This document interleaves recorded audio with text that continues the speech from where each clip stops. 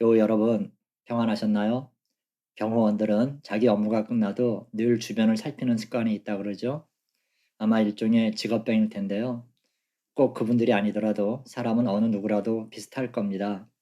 특별하게 자신이 의식하고 있는 것들이 하나 둘씩은 있게 마련이지요. 아이를 한번 잃어버린 경험이 있는 엄마는 무얼 하든 애 생각을 떨치지 않죠. 그런 의식의 영향이 좋든 나쁘든 생활 가운데 적지 않은 비중을 차지하는 건 분명합니다. 그런 것처럼 인생 전체를 관통하는 가운데 우리가 절대로 놓아서는 안 될 생각들이 있어요. 오늘은 여기에 대해 잠깐 말씀 나누려고 합니다. 말씀 읽어 드릴게요. 창세기 39장 7절에서 10절까지입니다.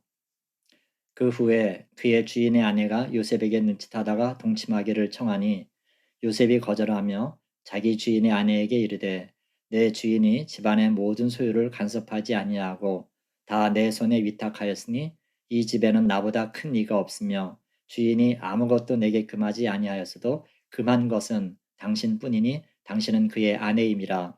그런즉 내가 어찌 큰 악을 행하여 하나님께 죄를 지으리이까. 여인이 날마다 요셉에게 청하였으나 요셉이 듣지 아니하여 동침하지 아니할 뿐더러 함께 있지도 아니하니라. 아멘. 우리가 죄를 저지르는 대상은 주로 사람일 때가 많죠. 그런데 아무리 그 죄가 어떤 사람에게 피해가 가고 그 영혼을 짓밟는 일이 될지라도 그 사람에게 죄를 짓는다는 의미는 두 번째예요. 죄는 그 최초의 대상이 하나님이세요. 즉, 우리가 어떤 죄를 짓더라도 그것은 먼저 하나님께 죄 짓는 것이지 사람에게 죄를 짓는 게 아니라는 거예요. 만약에 이런 사실을 뼈저리게 인식한다면 우리는 죄 지을 수 없겠죠? 왜냐? 하나님의 눈이 시퍼렇게 살아서 우리를 보고 있는데 어떻게 그 눈을 피할 수 있겠어요? 지금 바로 이 자리에 주님이 서 계신다고 생각하면 감히 죄 지을 엄두를 내겠어요? 그러나 사람들은 이런 거에 대해 별로 의식하지 않는 것 같아요. 왜냐하면 하나님의 존재 자체를 부정하거나 그분의 살아계심을 믿지 않기 때문이에요. 당연히 뭐 영향받을 일도 없는 거고요. 그리고 혹 하나님의 존재를 믿는다 해도 당장은 보이지 않기 때문에 그분을 의식하지 않고 죄를 저지르는 겁니다. 그래서 누군가 자기 죄에 대해 하나님을 의식해서 죄란 먼저 그분께 범죄하는 거라는 자각이 있는 사람은요, 아주 높은 도덕성이 있는 거예요. 오늘 얘기는 그 유명한 요셉이 자기 주인의 아내에게 유혹받는 장면입니다. 요셉이 워낙 젊고 잘생겨서인지 보디발 아내가 반한 것 같아요. 그래서 동침하자 그러죠. 한참 피 끓는 청년이었으니 유혹을 벗어나기 쉽지 않았을 텐데 그가 한 얘기가 뭐였죠? 그래서는 안 되는 이유를 열거하면서 끝에 결정적인 말을 합니다. 내가 어찌 이 큰 악을 행하여 하나님께 죄를 지으리까? 그럽니다. 뭐죠? 먼저 하나님을 생각했다는 게 요셉의 수준을 보여주는 거예요. 여러분, 사람은요, 늘 마음속에 있는 생각이 말로 튀어나오게 되어 있어요. 요셉은 늘 하나님을 의식하고 그분의 말에 청종했음을 알려주는 대목이지요. 참 어떻게 젊은 나이에 이런 생각을 품을 수 있는지 놀라울 뿐이에요. 우리가 성령 충만을 유지하고 깨끗한 영혼을 계속 유지하는 것은 다른 것으로 되는 게 아니에요. 하나님을 계속 의식하고 그분이 살아서 바로 내 옆에 계시다는 분명한 태도가 있어야 가능합니다. 바로 요셉이 이런 상태였다는 건데요. 이렇게 되기까지 얘기는 좀 뒤에 말씀드리기로 하고요. 우선 상황만 살펴보면 요셉은 인간적으로도 무척 의리 있는 사람이에요. 보디발 아내의 제안을 받아들일 수 없는 이유를 차근차근 설명하죠. 우선 주인 보디발이 자기의 모든 재산 관리를 요셉에게 위임했어요. 이건 뭐 보통 신뢰로는 할 수 없는 일이죠. 거기다가 집안의 모든 대소사까지 요셉이 맡은 거예요. 뭘 사고 팔고 드리고 내보내는 이런 일들이 다 요셉의 손을 거쳐야만 했다는 거예요. 그러니까 이 집에서는 주인 내외를 빼놓고는 요셉이 실권자라는 얘기인데 이건 완전한 신뢰를 말합니다. 더군다나 요셉은 잡혀온 종의 신분이에요. 동물로 취급받아도 전혀 이상하지 않은 일인데 지금 그는 한 집안의 가정 총무로서 서 있는 거예요. 감사할 뿐인 거죠. 그런데 이렇게 은덕을 입고 있는 자기가 어떻게 주인을 배신할 수 있겠냐는 거예요. 이건 인간의 기본적 양심으로도 저지를 수 없는 불의라는 거예요. 결국 해도 해도 안 되니까 보디발 아내가 겁탈당했다 자작극을 펼치죠. 그래서 요셉은 감옥에 들어가게 됐는데 사실 이것도 이상한 거예요. 종인데 여주인에게 그런 짓을 했다면 이건 뭐 감옥까지 갈 일도 아니죠. 당장 그 자리에서 주인에게 칼 맞아 죽을 일이에요. 그렇잖아요? 그래서 어떤 학자들은 보디발은 이미 이 모든 게 자기 아내가 벌인 일이라는 걸 알고 있었다 주장하더라고요. 충분히 일리 있는 견해입니다. 오늘 여러분과 함께 생각해 볼 게 있어요. 요셉이 삶을 대하는 태도에 관해서요. 지금 보세요. 어린 나이에 종으로 팔려왔잖아요. 부모 형제를 떠나 이역 만리에서 종으로 살아가는 처지인데요. 얼마나 생각이 많았겠어요. 아마 초기에는 자살을 시도했는지도 모르죠. 그런데 이제는 이런 마음의 생각들을 오로지 자기 스스로 추스리고 결단하고 느껴야 되잖아요. 그런데 그 작업을 정말 훌륭하게 해낸 거예요. 어떻게 이런 고독과 절망을 멋있게 극복해냈는지 그게 의문입니다. 우선은 하나님의 은혜가 그 위에 계속 머물렀다는 게 첫 번째 이유가 되겠죠. 그래요, 여러분. 하나님이 함께 하셨어요. 그런데 이것은 요셉 아니라 누구에게라도 베푸시는 일반 은총인 거예요. 결국 중요한 것은 이런 은혜를 받는 사람들 본인의 태도와 자각인 건데요. 생각하고 또 생각하는 거예요. 그리고 자기의 모든 것을 제대로 진단한 후에 내리는 판단과 현실 인식, 이런 게 자기를 자기답게 만드는 거죠. 즉 요약하면 하나님의 은혜 위에 본인의 자각과 성실함이 보태졌다는 겁니다. 그래서 우리는 끊임없이 생각하고 그런 후에는 자기 결단이 필요합니다. 물론 이거조차도 기도 가운데 성령께서 그 마음을 주시는 거죠. 우리 속에서 가장 치열하게 치러야 될 전쟁이 바로 이 부분이에요.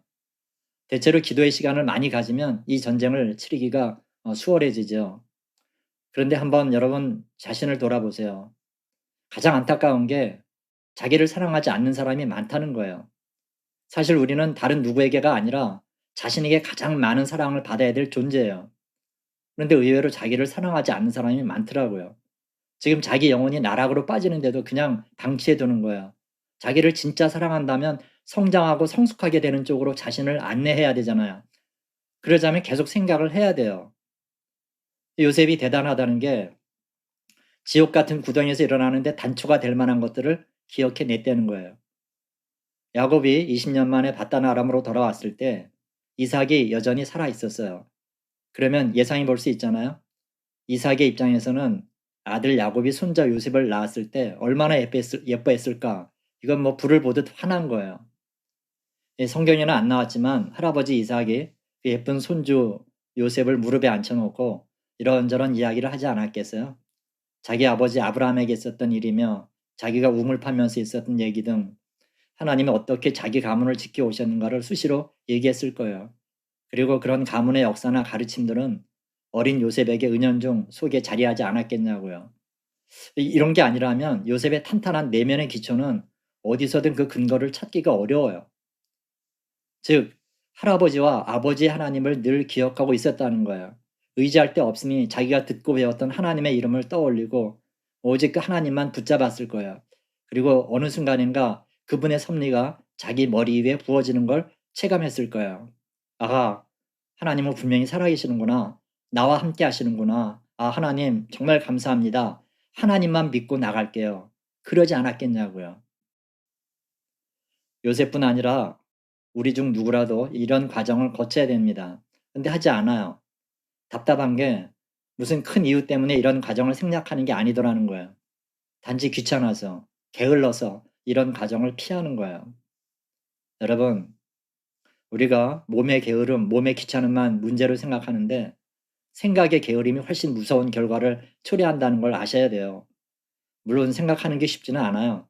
꼬리에 꼬리를 무는 그 생각들은 끝도 없고 답도 없는 것 같죠. 하지만 끝까지 가야만 돼요. 그래야 뭐라도 결론이 나게 돼요.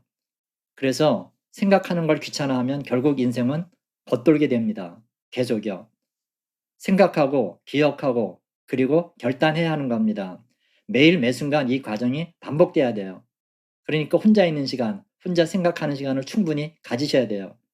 결국 그러자면 우리 생각은 답이 나와요. 아, 하나님 아니시면 안 되는군요. 하나님만이 내 인생의 주인이시군요. 그렇게 간증하게 됩니다. 그러므로 여러분, 지금 자기 자신의 상태는 그 누구 탓도 아닙니다. 잘 됐거나 부족하거나 잘못됐거나 그건 오로지 자신의 탓입니다. 만약 지금 여러분 자신의 모습이 이건 아니지 판단되면요. 그건 오직 자신의 게으름과 불충분한 자각의 열매라고 생각하셔야 됩니다. 누군들 여기서 자유로울 수 있겠어요?